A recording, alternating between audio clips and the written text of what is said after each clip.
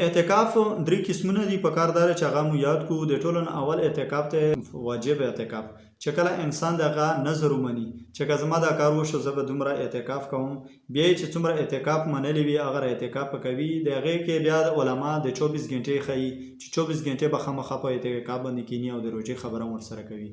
دویمه اعتکاف ته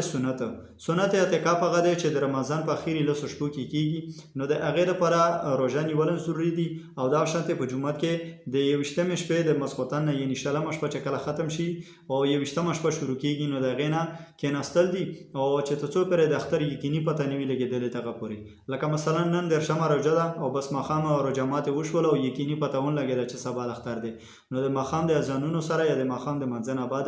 معتکف د خپل اعتکاف نه راوستلی شي. د هغې چې کوم اصول دي هغه مو انشاءالله نورو کلیپونو کې ذکر کوو. او دریم مستحب اعتکاف دی چې انسان جومات له مسجد له دننه کیږي په دا نیت باندې چېرې زما پکې دننه ثواب وشي. نو هغې په باره کې خاص علما فرمایي چې کله یو سړی جومات له ننوځي یا لکه تبلیغ والا طالبان دا